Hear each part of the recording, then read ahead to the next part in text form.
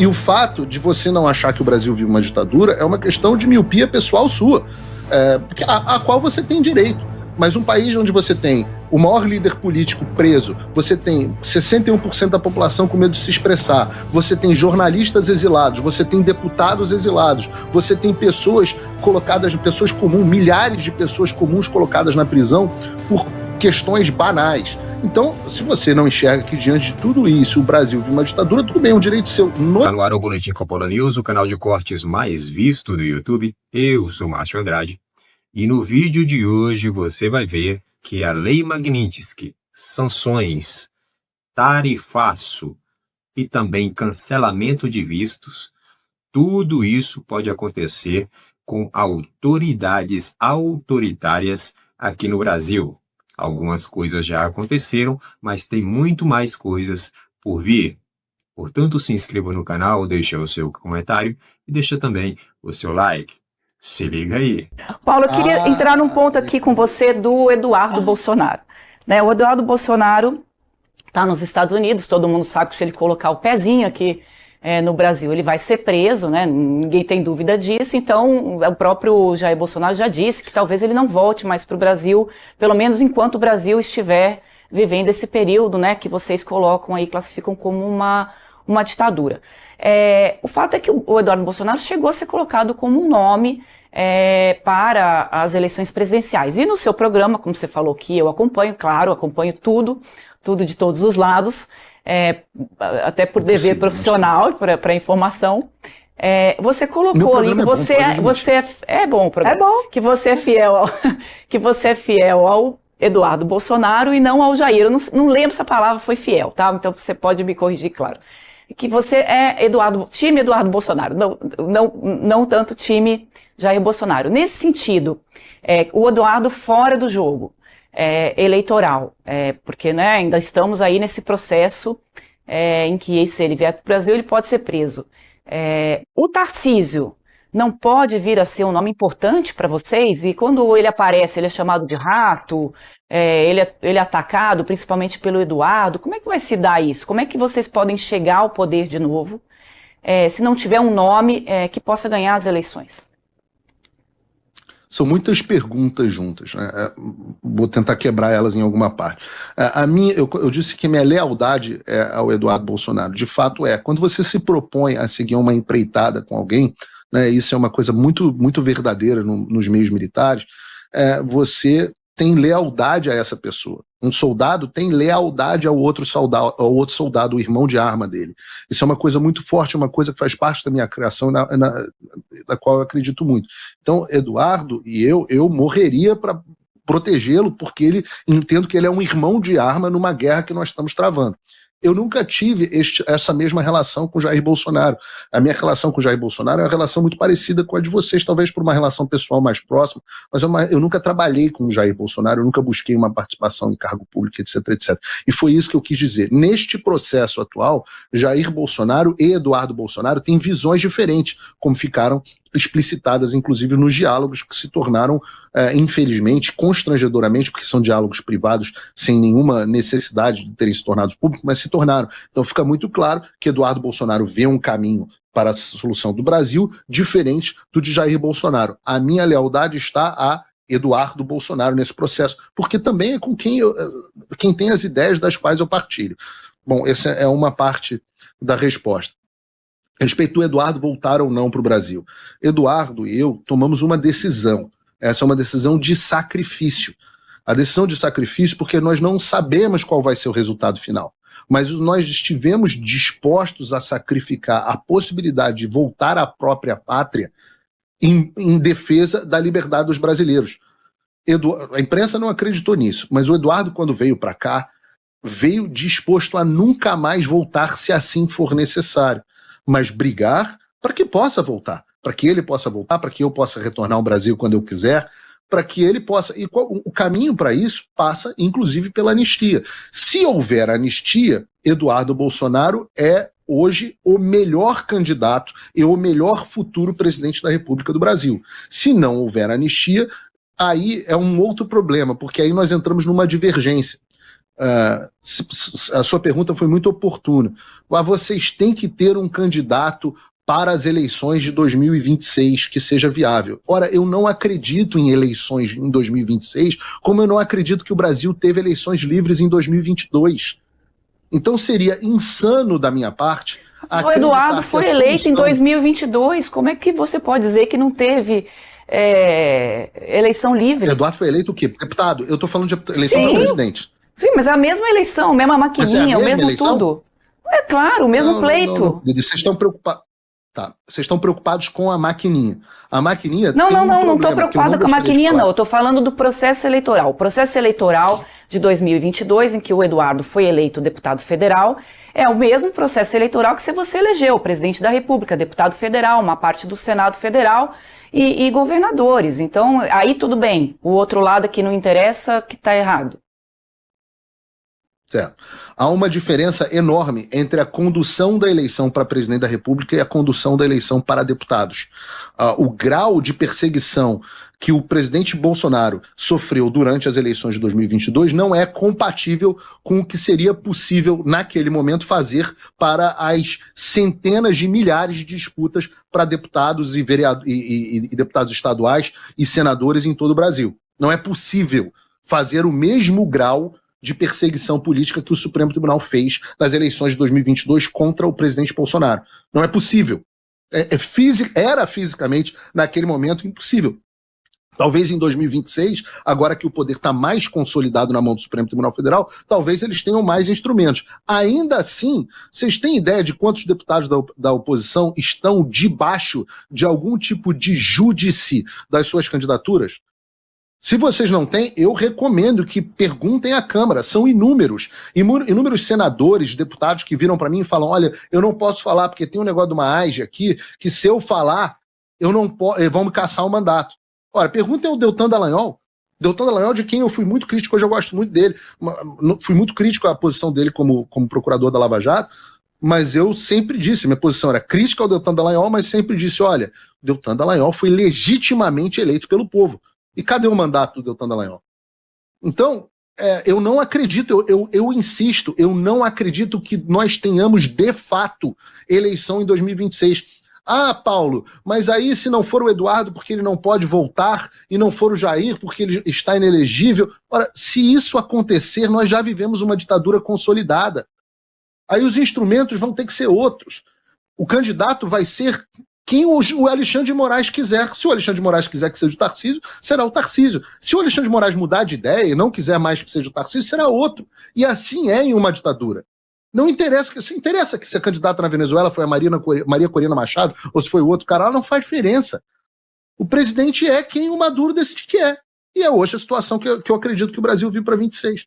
Então a direita nem pensa num nome nesse momento para eu não falo pela direita. Eu não falo pela direita. Enfim, eu falo por mim e, em parte, pelo Eduardo. Só para complementar, o presidente Lula vai fazer um discurso na ONU que o que se escreveu até agora a respeito disso vai muito nessa linha, né, de ser contra a intervenção do governo norte-americano no Brasil, que é um pouco do que se defendeu sempre politicamente no Brasil, dentro desse contexto que eu acabei de colocar para não ser repetitivo. Ótimo. Então, se alguém vai e se apodera de um país e transforma o país numa ditadura, a comunidade internacional não deve fazer nada a esse respeito? Essa é a posição que a gente está defendendo aqui agora? Não, essa é uma pergunta para você. Eu não considero que o Brasil vive uma ditadura. Esse é um posicionamento... Pois eu considero. Os americanos também consideram. E boa parte da população brasileira também considera. E o que a gente está buscando não é que os americanos passem a determinar o que acontece dentro do Brasil. Repare, nenhuma das medidas busca que os americanos tenham nenhuma influência sobre as decisões do povo brasileiro. As medidas buscam liberdade, participação ampla da população dentro da democracia. E o fato de você não achar que o Brasil vive uma ditadura é uma questão de miopia pessoal sua, a qual você tem direito. Mas um país onde você tem o maior líder político preso, você tem 61% da população com medo de se expressar, você tem jornalistas exilados, você tem deputados exilados, você tem pessoas comuns, milhares de pessoas comuns colocadas na prisão questões banais. Então, se você não enxerga que diante de tudo isso o Brasil vive uma ditadura, tudo bem, é um direito seu. Nos critérios dos Estados Unidos, isso é uma ditadura. Ora, o Lula acha que a Venezuela não vive uma ditadura, acha que a Venezuela vive uma democracia relativa. Então, cada um tem a sua visão, né? Tem o direito da sua própria visão. Mas e vocês lutam pela discordância. Vocês lutam pela discordância, não pelo pensamento único. Até o fim que você... Ô, Paulo, eu queria só que você explicasse... tem o direito de pensar isso. Que bom. É que sabe qual é a diferença? Eu queria só que você explicasse por que é uma ditadura. Vamos comparar, né, com o período que o país viveu. Não, vamos comparar. São 2 pontos aqui. Tá. O país viveu uma ditadura, ocorreu uma anistia ampla, geral e restrita, né, que o seu avô ali conduziu. Mas essa anistia foi muito criticada, muito ironizada e muito debochada pelo Jair Bolsonaro durante toda a vida. Né? O Bolsonaro sempre foi crítico a esse acordo da anistia nos discursos que ele fez. Então, utilizar esse discurso da anistia para agora, e aí só colocando um outro contexto, né? Os presos que foram anistiados foram ali condenados por juntas militares. Agora é uma condenação por um processo democrático de ministros que, inclusive, vocês, né, o governo do Jair Bolsonaro colocou 2 ministros ali. Então, eu só estou colocando o contexto, não estou aqui dando opinião de um lado para o outro, eu só estou colocando o que a gente tem de provocação. Não, eu não estou dando opinião, quero ouvir a tua opinião. Assim, eu dou com o maior prazer. Qual é a sua pergunta? Fazer contraponto não é opinar, Paulo. Vamos aqui, né, colocar aqui as coisas do ponto de vista que vocês defendem, que é da liberdade de manifestação. O meu ponto aqui é a pergunta. Que tem opinião, não tem opinião, não, querida. Não, a minha pergunta tem opinião, é bom morrer pelo seu direito de manifestar sua opinião no ar. A minha pergunta aqui é com relação à anistia. Se não é incoerente um ponto que sempre foi criticado, né, pela extrema-direita, pelo Bolsonaro, sempre foi ironizado ali, sempre fez chacota com relação aos anistiados, agora ser o mesmo instrumento que se quer utilizar nessa circunstância de um julgamento que está sendo dado por vias democráticas, que são ministros que foram indicados pelos presidentes da República, inclusive pelo Bolsonaro. Tá. Vamos lá. Eu acho, eu vou morrer pelo seu direito de ter a sua opinião. A diferença entre a sua opinião e a minha opinião, pois é que você talvez não tenha tanto apego assim à minha opinião. Vou te explicar por quê. Eu estou há 2 anos e 9 meses com todas as minhas redes sociais bloqueadas pelo ministro Alexandre de Moraes. Eu não posso começar uma live antes de sofrer um bloqueio automático pelo YouTube no Brasil, pelo ministro Alexandre de Moraes. Todas as minhas postagens das minhas redes sociais, tinham milhões de pessoas, foram bloqueadas pelo ministro Alexandre de Moraes. E eu não sou o único. Há vários outros jornalistas que passaram por esse mesmo problema. Então é importante que a gente tenha esse apego pela liberdade de expressão, inclusive para as pessoas que discordam da gente. Eu tenho. Eu certamente vou brigar para sempre que você possa dizer suas coisas, dizer que o Brasil não é uma ditadura e a gente tem esse tipo de debate. A resposta à pergunta que você me fez especificamente eu não sei qual é a opinião do presidente Bolsonaro a respeito da anistia de 1979. Ele pode perfeitamente estar errado. Eu sei qual era a opinião do meu avô e sei qual é a minha opinião. Eu posso responder por elas. Eu acho que a anistia de 1979 pacificou o Brasil por mais de 30 anos e foi extremamente bem sucedida. Eu acho que o caminho que a sociedade civil resolveu tomar depois disso tem a ver com a autodeterminação do povo brasileiro. Mas acho que a anistia de 1979 foi extremamente bem sucedida. Agora, se você for olhar o que nós tivemos, né, de 1964 a 1985, nós tivemos aproximadamente aí quantos mortos e desaparecidos. E veja o caminho que nós estamos seguindo no Brasil hoje. Nós estamos num caminho muito pior. E eu digo a você, se eu tivesse, provavelmente, em 1968, é difícil a gente fazer esse exercício anacrônico, né? Mas se eu tivesse em 1968, pela minha visão tão forte pela liberdade, talvez eu estivesse do outro lado. Então, nós não queremos que o Brasil caminhe para essa direção. Meu avô, quando se tornou presidente em 79, um dos primeiros atos dele foi a anistia. Entregou o Brasil para os civis de forma pacífica. E esse é o grande legado da minha família. Quando você vê uma parte enorme da população brasileira pedindo SOS Forças Armadas, é uma tristeza pessoal para mim. Porque, veja, eu venho da linhagem que tirou o país da mão das Forças Armadas e devolveu o país para a mão dos civis para que as pessoas possam decidir o seu futuro. E quando as pessoas voltam e começam a pedir SOS Forças Armadas, significa o seguinte: a nação falhou. Os civis na nação falharam na sua condução. Isso é uma tristeza pessoal. Isso sim me causa constrangimento. Isso sim me causa tristeza pessoal. Então, eu, hoje, recupero e dou continuidade ao legado que eu volto a dizer, não é só do meu avô, é do meu bisavô, do meu tataravô. O legado de brigar para que o brasileiro possa determinar o seu próprio destino, mesmo que esse destino seja ruim. Se o brasileiro quiser, em 2026, eleger o Lula de novo em uma eleição livre, transparente, com participação ampla e que a população confie no sistema eleitoral, que assim seja. E eu vou sentar e vou fazer oposição como jornalista, que é uma delícia. O Brasil está passando por um momento muito delicado. As instituições, o poder legislativo, o judiciário, o executivo, estão completamente perdidos e estão completamente prejudicados, sem credibilidade, e tudo isso por conta de ações de pessoas da alta cúpula desses poderes. Pois bem, os três poderes, o poder legislativo, o judiciário e o executivo, eles tendem a estar harmônicos.